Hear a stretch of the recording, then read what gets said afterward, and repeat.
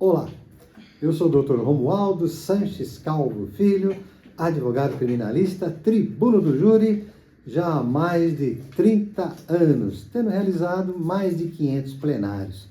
E com base nisso tudo, a gente tem conquistado alguma experiência, e essa experiência a gente vem passando aí aos colegas advogados, advogadas, acadêmicos, que atuam ou desejam atuar no Tribunal Popular, no Tribunal do Júri. Então são temas sempre aí pontuais, mas caros, importantes. E hoje, no vídeo de hoje, nós vamos tratar novamente da soberania do Tribunal do Júri. É um tema aí palpitante, é um tema que, de certa forma, eu já abordei, mas nunca é demais a gente focar, abordar, dar ênfase nessa verdadeira pedra de toque do Tribunal do Júri. É a pedra de toque, é a soberania popular. Só existe nesse órgão do Poder Judiciário, essa garantia, tá? Do cidadão, que é o júri. Essa soberania, ela não tem, infelizmente ainda no Brasil, embora eu discorde, ela não tem aquele alcance que deveria ter no direito internacional, ou ainda no direito propriamente constitucional. Né? Como sabemos, soberania é aquele poder incontrastável. É aquele poder que não pode ser sobrepujado por outro. Soberania. Soberania nacional, né? É assim. Então, essa soberania disposta ali no artigo 5º, inciso 38, a linha C da nossa Constituição Federal, deveria ter este alcance. Vale dizer, o que os jurados decidiram, especialmente no que toca à absolvição, deveria ficar sedimentado. Deveria ficar decidido, já em primeiro grau, não é mesmo? Já que trata-se de soberania popular, soberania do Tribunal do Júri, soberania do povo. E tanto assim que vigora o sigilo das votações. Eles não precisam fundamentar, não devem fundamentar a decisão. Só que no Brasil, deram um colorido diferente, deram uma interpretação tupiniquim para essa soberania, disposta ali no artigo 5º, inciso 38, a linha C. Vale dizer, é uma soberania aí, mas não é tão soberania. Ou seja, essa soberania ela é interpretada da seguinte maneira, agora me valendo do saudoso e padrinho Hermínio Alberto Marques Porto, que testemunhou uma das nossas obras jurídicas, né? Ele fala o seguinte, no tocante à soberania, ele dá uma definição, que é interessante. Diz ele, o pranteado mestre Hermínio, 2 pontos. Soberania é a impossibilidade de outro órgão do Poder Judiciário absolver o réu condenado ou condenar o réu absolvido no júri, tá? Enquanto se tratar de um processo de relação jurídica não concluída, não transitada em julgado. Né? Durante o processo, enquanto relação jurídico-processual não decidida, não transitada em julgado. O que o mestre quer dizer com isso? Que a soberania do júri, a soberania das decisões do júri aqui no Brasil, tá? Ela se limita à seguinte situação. Se os jurados absolvem o réu e a acusação recorre, o máximo que o tribunal, em nível recursal, poderá fazer é cassar a decisão. Alguns usam o termo anular. Eu prefiro cassar, jogar sem efeito a decisão dos jurados, aquela decisão que absolveu o réu. E o tribunal remete o réu absolvido anteriormente para novo julgamento, para novo plenário. Tá?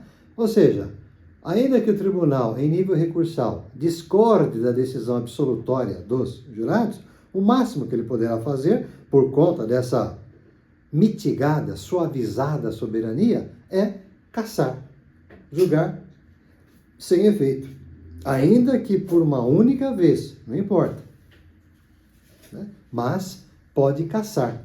Ou seja, caça-se uma soberana decisão. É só no Brasil mesmo. Né? Pois bem, pegando ainda esse exemplo, digamos que nesse caso João da Silva foi absolvido, a acusação recorreu, o tribunal entendeu que a decisão era manifestamente contrária à prova dos autos, ou seja, ali no artigo 593, inciso 3, a linha D do CPP. E João da Silva será submetido a novo júri. No novo júri, se o João da Silva for de novo absolvido, aí, pelo mesmo motivo, ou seja, pelo artigo 593, 3, a linha D, a acusação não poderá interpor mais recurso de apelação para discutir a decisão de mérito dos jurados. Tá? Ainda que, de novo, o novo conselho de sentença, não poderá ser, né, os jurados que participaram do primeiro conselho, ainda que o novo conselho de sentença, de novo, absolva o João da Silva, absolvido agora, ele ficará. Porque, repito, pelo mesmo motivo, a linha D do 593.3, só uma vez. E como já dito, eu não concordo nem que seja por uma vez, não poderia ser por nenhuma vez, né? Essa que é a verdade. Porém, no Brasil é assim. Né? No Brasil é assim. Né? Não que não possamos discutir isso em nível recursal, tá? Mas é tema para outro momento dos nossos vídeos, tá bom? Saiba então, por hora, que se o réu é absolvido e o tribunal, por meio do recurso da parte que se sentir prejudicada, no exemplo que eu dei, a acusação, cassar o julgado, o réu volta a novo júri, porém, no novo júri, se ele for absolvido, essa decisão será mantida. A acusação não poderá mais apelar. E se ele for condenado? Azar do réu, né, nesse caso. Porque, pelo mérito, a defesa não poderá mais recorrer. Ah, mas é injusto. Não, processualmente falando, é o jogo, tá? Eu não concordo com esse jogo, tá? Mas é o jogo processual que está imposto. Então, invertamos. Digamos que no primeiro júri do João da Silva, o réu tivesse sido condenado. Ele foi condenado. Aí a defesa recorre. Artigo 593, 3, a linha D do CPP. E a Câmara Recursal, a Câmara Criminal, dá provimento à defesa, entendendo que a decisão foi manifestamente contrária à prova dos autos, e remete o João a novo júri. Se no novo júri, o João que foi no primeiro condenado for agora absolvido, azar da acusação. A acusação, por esse motivo, ou seja, a linha D, decisão manifestamente contrária à prova dos autos, não poderá mais recorrer. Então, como diz o ditado, né? Pau que bate em Chico, bate também em Francisco. Certo? A gente pode falar assim, né? Para que sejamos mais claros. Não é isso? Então, o que vale para um, vale para outro. É claro que a defesa, digamos assim, ela tem uma outra vantagem, né? Ainda que no segundo júri ela seja condenada, foi condenada, recorreu, o tribunal cassou, voltou a novo júri, no novo júri repete-se a condenação, depois que transitar em julgado, a defesa poderá interpor o recurso de revisão criminal, que é uma verdadeira ação, né? Uma ação, corresponde à ação rescisória do cível, tá? Ação de revisão criminal, onde poderá ali, entre outros, pleitear a absolvição, sem a necessidade, conforme entendimento de muitos doutos, que se remeta o réu a novo julgamento pelo júri, justamente para não se repetir, não se correr o risco de se repetir aquela decisão manifestamente contrária à prova dos autos, né? Então, o tribunal, em ação revisional, outra ação, outro processo, tem autonomia de absolver o réu, ou desclassificar a conduta dele, ou afastar uma qualificadora, ou diminuir a pena, não é mesmo? Então, ou até anular. Mas no caso de mérito, no caso de questão de fundo, pode absolver. Tá? Existem doutrinadores que entendem o contrário. Que caso o tribunal dê provimento à ação de revisão criminal, necessariamente deverá submeter o réu a novo julgamento pelo júri, pelo conselho de sentença, pelos jurados. Eu não concordo. Eu entendo, com devido respeito de vozes em contrário, que o próprio tribunal deve decidir a decisão e evitar novamente um erro por parte do conselho de sentença. Então, pode sim absolver o réu. Então, eis aí, em rápidas pinceladas, o que é a propalada soberania popular, soberania do tribunal do júri. E que, repito, ela foi mitigada, ela foi, digamos assim, apequenada, diminuída, desprestigiada, com devido respeito. Porque proporciona-se aí, no caso de absolvição do réu, especialmente, no caso de um recurso da acusação contra essa decisão de absolvição, possibilita-se que o réu volte a novo júri e seja condenado. Numa verdadeira, como os americanos chamam, né? Tem uma emenda deles lá, a emenda à Constituição norte-americana, acho que tem 7 emendas, e uma delas diz lá, né? Evita o Double Jeopardy Clause. Double Jeopardy Clause. Trocando em miúdos, né? Evita-se o risco, né? É uma cláusula do duplo risco.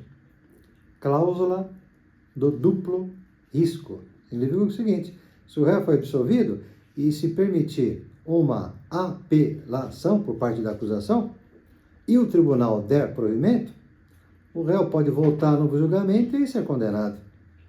Aí eu pergunto, e a propalada soberania? Vai para onde? Vai para o espaço, né? Virará um nada. Então, daí a nossa ressalva. Entendo que, no caso de decisão dos jurados, especialmente absolutória, não deve comportar recurso. Tá? Não deve comportar recurso por parte da acusação. Salvo se houver alguma nulidade. Claro, deve ser preservado um julgamento sem vício, sem mácula. Né? Então, aí sim, seria viável a acusação recorrer por nulidade. Agora, não com relação ao mérito. Não com relação ao mérito.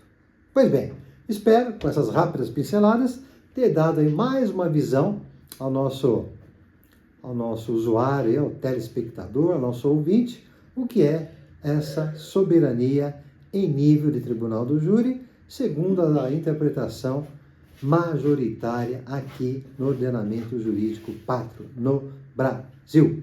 Tá bom? Lembrando que temos um segmento que se chama Mentoria no Tribunal do Júri, que tem por objetivo oferecer ao colega advogado, advogada de todo o Brasil uma consultoria ou parceria em casos concretos do Tribunal do Júri. Então, se entrar um caso aí no escritório do colega, da colega, e por inexperiência ou ainda por falta de confiança, né? Está no início, nunca fez poucos, pode contar conosco. Estamos aqui dispostos a ajudá-lo, a ajudá-la nesse caso, nesse processo verídico que entrar aí no seu escritório, por meio de uma consultoria, uma preparação ou ainda uma parceria mesmo. Nós irmos juntos com o colega, com a colega, realizar o plenário de júri aí na sua cidade. Saiba mais sobre essa mentoria no Tribunal do Júri, entrando agora mesmo em contato conosco. Vejo vocês no próximo vídeo. Até lá, gente. Obrigado.